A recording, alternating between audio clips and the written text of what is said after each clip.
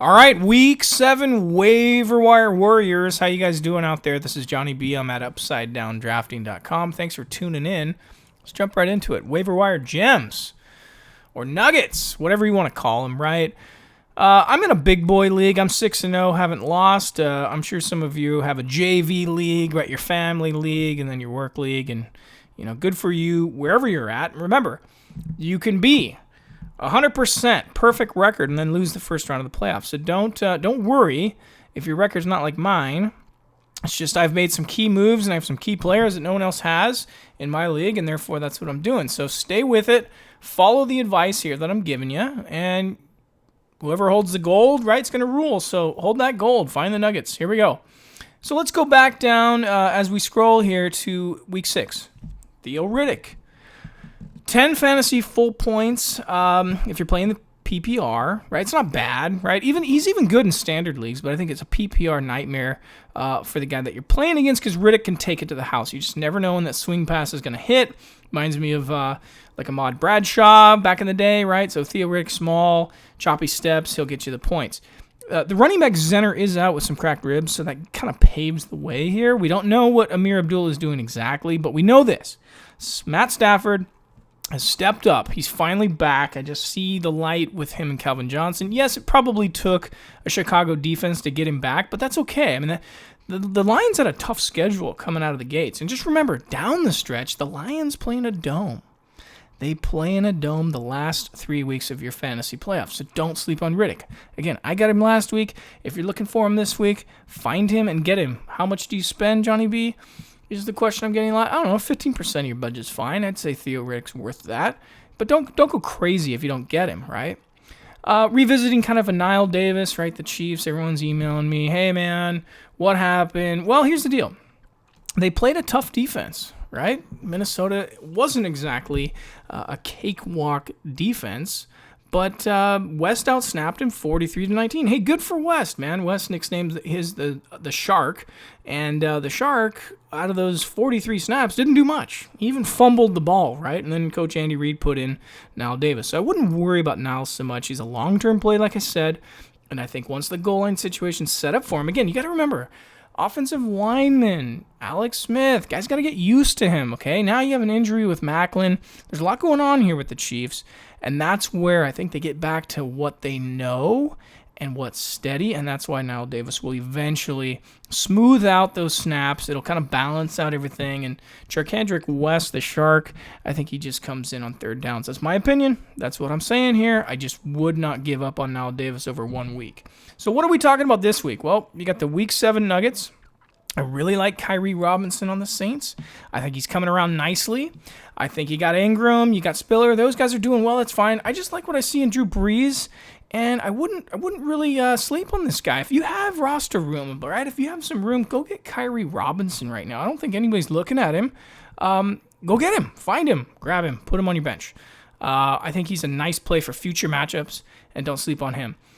Stefan Diggs, that's why you're probably tuning in here, right? The guy had 9 targets, 7 receptions, 129 yards. From Maryland, I think the scouting report was amazing. This guy could play defense, right? He could play safety. He could play DB. He's physical. He's a smart kid. Good route running. I think a lot of folks even said the Minnesota Vikings got this guy as a huge steal in the draft, and I couldn't agree more. I just think the problem right now is, like we talk about all the time, we try to get these planes before they hit the radar. And the problem is he's been on some radar, but, I mean, he blew up, right? So now everybody's going to know about him. So the question is, how much, percentage of your waiver wire budget you're going to put on him? I'm going to leave that up to you folks because I don't know. I don't know. I can't give you all the answers. So you're going to have to decide. I'd say no less than 18 to 20%. I'd make it a play if you want to go get a guy like this.